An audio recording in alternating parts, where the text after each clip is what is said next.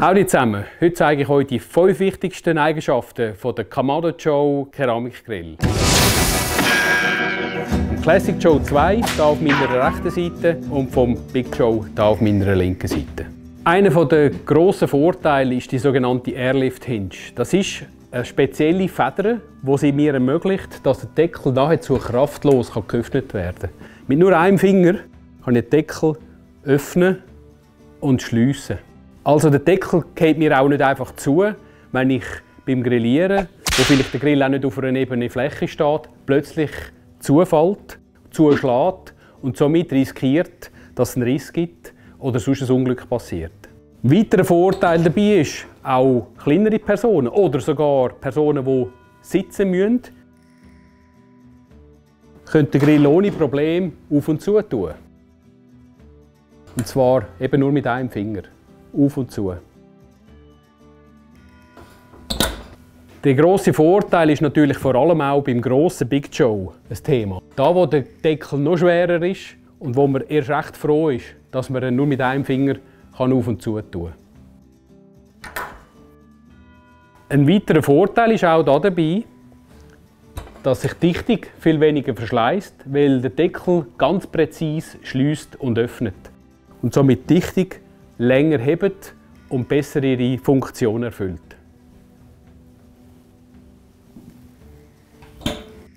Ein weiterer Vorteil ist das flexible Grillrostsystem. Und zwar sehen wir hier, dass die Grillröste halbmondförmig sind. Also nicht ganz rund, sondern nur halbmondförmig. Und das gibt einen grossen Vorteil im Gesamtsystem.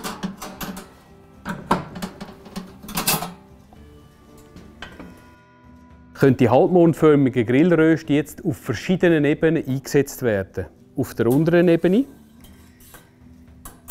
und auf der oberen Ebene. Somit kann man näher bei der Glut grillieren oder weiter oben weg. Deflektoren, das heisst fürs indirekte Grillieren, die benötigten Deflektorplatten sind auch halbmondförmig. Und auch die kann man auf verschiedenen Ebenen einsetzen und somit tiefere Temperaturen oder höhere Temperaturen fahren. Als dritte besondere Eigenschaft zeige ich euch den Topvent, der auf dem Classic 2 sowie auf dem Big Joe gleich ist. Das Material des Topvent ist aus rostfreiem Aluminium gemacht. Kann also nichts passieren, auch wenn er im Regen draussen steht. Er ist wasserdicht und verhindert so, dass Regenwasser während dem Garprozess in den Deckel eindringen kann.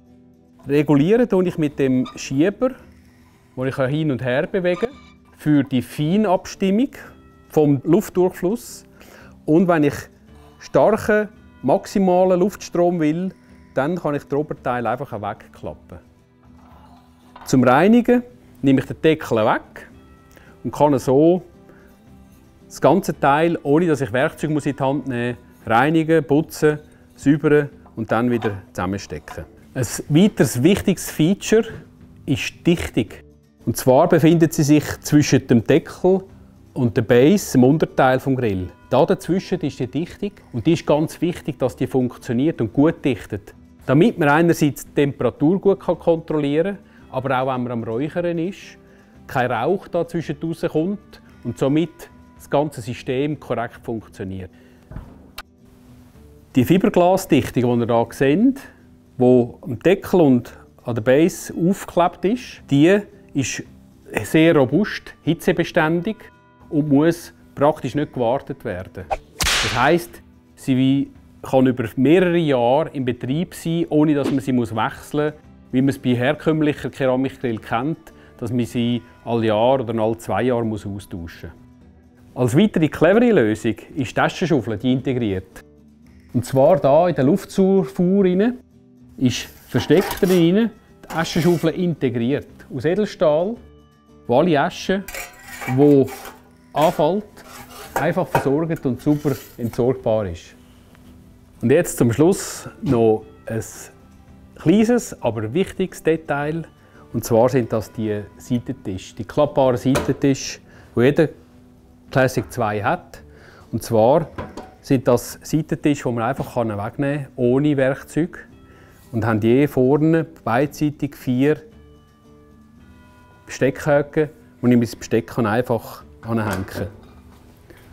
Und zwar geht das so. So, und was meinst du zum Classic 2 und zum Big Joe? Wenn du Kommentare hast, Fragen dazu, dann schreib es da in die Kommentarbox rein. Und like us, Thumbs up. Und wenn du mit uns in Kontakt bleiben willst, abonniere unseren Kanal und das Glöckchen nicht vergessen. Und dann sehen wir uns in unserem nächsten Video. Ciao!